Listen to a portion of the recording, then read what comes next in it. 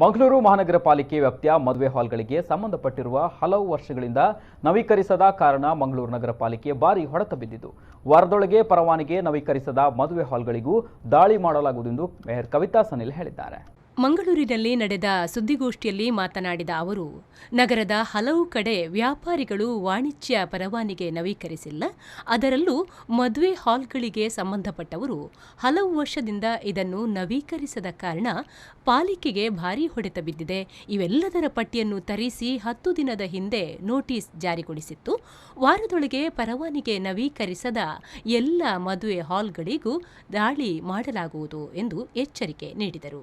ಇರ್ಬೋದು, ದೊಡ್ಡ ದೊಡ್ಡ ಹಾಲಿನವರೆಲ್ಲ ಅವರ ಇತಿಹಾಸದಲ್ಲಿ ಟ್ರೇಡ್ ಲೈಸೆನ್ಸ್ ಕಟ್ಟಲಿಲ್ಲ ಇಷ್ಟರವರೆಗೆ. ಮೊನ್ನೆ ನಾನು ಏನು ಮಾಡಿದೆ ಅಂತ ಹೇಳಿದರೆ 10 ದಿನದ ಹಿಂದೆ ಒಂದು ನೋಟಿಸ್ ಕೊಟ್ಟೆ, ನೀವೆಲ್ಲ ಹೀಗೆ ಇಷ್ಟಿಷ್ಟು ಎಲ್ಲ ಹಾಲ್, ನಾನೊಂದು ಫಾರ್ ಎಕ್ಸಾಂಪಲ್ ಹೇಳಿದ್ದು, ಇಷ್ಟಿಷ್ಟು ನೀವು ಇದನ್ನು ಇದು ಮಾಡ್ತಾ ಇದ್ದೀರಿ, ಟ್ರೇಡ್ ಲೈಸೆನ್ಸ್ ಇಶ್ಯೂ ಮಾಡಿಕೊಂಡು ಟ್ರೇಡ್ ಲೈಸೆನ್ಸ್ ನೀವು ತೆಗೆದುಕೊಳ್ಬೇಕು, ಕಟ್ಟಬೇಕು ಅಮೌಂಟು, ಇಲ್ಲದಿದ್ದರೆ ನಾವು ಹಾಲಿಗೆ ಬಂದು ನಿಮ್ಮ ಮದುವೆ ಆಗುವಾಗ ನಾನು ಬಂದು ಬೀಗ ಹಾಕ್ತೇನೆ. ಉಳಿದದೆಲ್ಲ ಎಲ್ಲರೂ ಆಲ್ಮೋಸ್ಟ್ ಎಲ್ಲರೂ ಕಟ್ಟಿ ಒಂದು 10-20 ಲಕ್ಷ ತನಕ ಬಂತು ಖಾಲಿ ಟ್ರೇಡ್ ಲೈಸೆನ್ಸ್ ಒಂದು 10 ದಿನದಲ್ಲಿ, ಅದರದ್ದೇ ಈ ಹಾಲ್ನವ್ರದ್ದು. ಇನ್ನು ಉಳಿದ ಏನು ಹಾಲಿನವರಿದ್ದಾರೆ, ನಾನೀಗ ಬರುವ ವಾರದಲ್ಲಿ ಬೀಗ ಹಾಕ್ತೇವೆ. ಅವರಿಗೆಲ್ಲರಿಗೆ ನೋಟಿಸ್ ಕೊಟ್ಟಾಯ್ತು, ಎಲ್ಲ ಹಾಲ್ನವರಿಗೆ ಸಹ ನೋಟಿಸ್ ಕೊಟ್ಟಾಯ್ತು. ಮಂಗಳೂರು ಮಹಾನಗರ ಪಾಲಿಕೆ ವ್ಯಾಪ್ತಿಗೆ ನೀರು ಪೂರೈಕೆ ಮಾಡುವ ತುಂಬೆ ವೆಂಟೆಡ್ ಡ್ಯಾಂನಲ್ಲಿ ಜನವರಿ 11ರಿಂದ 6 ಮೀಟರ್ ನೀರು ನಿಲುಗಡೆಗೆ ವ್ಯವಸ್ಥೆ ಮಾಡಲಾಗಿದೆ.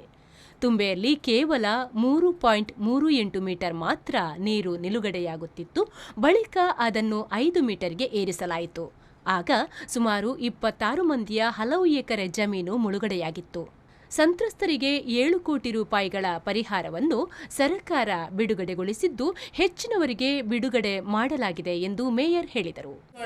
ಅದೇ ಬಿಮೂಡ ಮತ್ತೆ ಸಜಿಪ 300 ಮತ್ತೆ ಕಳ್ಳಿಗೆ ಈ 3 ಗ್ರಾಮಗಳು ಸೇರ್ತದೆ.